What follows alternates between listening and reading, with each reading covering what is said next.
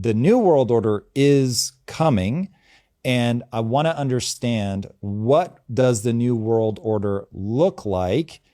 First of all, the current global economic order is based on the premise of cheap oil, right? Because cheap oil is the basis for everything. Like from the Strait of Hormuz, you don't just have energy, you also have fertilizer, which allows you to grow food. You also have sulfuric acid, which is what allows you to process semiconductors. Okay, so cheap oil, cheap energy is the basis for the entire global economy. The reality is the Strait of Hormuz is not going to open tomorrow. It's probably going to stay closed for the next few years, Oh, meaning like the world loses access to cheap oil. Okay, so we need to think ahead and see what this means for the rest of the world. And so I would say there are three major trends that we should expect in the next 4 to 5 years. All right, and I think these trends will be very, very salient. So the first major trend is deindustrialization and deurbanization, meaning that it doesn't really make sense to have millions of people live in cities doing digital work.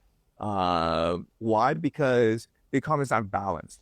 You need people to grow food, and then you need manufacturing as well. Before, you didn't have to worry about this because it was a globalized economy where you can import food.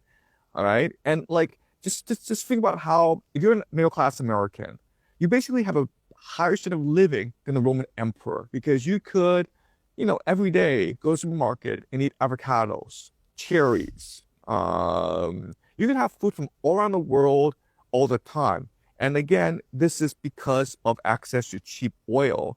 Um, but those days are gone. And basically, like economies need to become a much more balanced economy. And that means moving people from the cities, especially young people, and moving them back to the rural areas so that they can grow food and be self-sufficient. Okay. So that's gonna be trend number one. Trend number two is like before, globalization was the religion, was the faith of the times. But now but now that globalization is collapsing because American power can no longer support globalization, nations need to reassert themselves. Okay, so you have the rise of nationalism, which then allows for remilitarization in order to protect their borders better, right? Because before you could just rely on American military power for protection, but now you have to defend yourself, right? And you do that through rejuvenating people's sense of national pride and identity. Okay, so nationalism, remilitarization is a second big trend.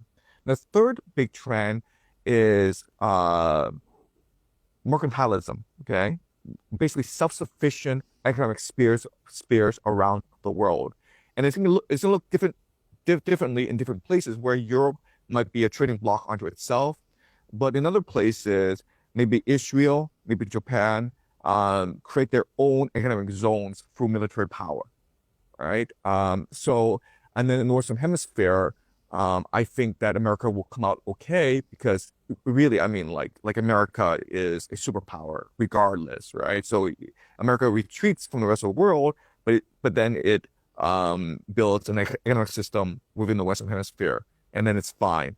So we're seeing a rupture or splintering of the world, and going back basically to 1930s.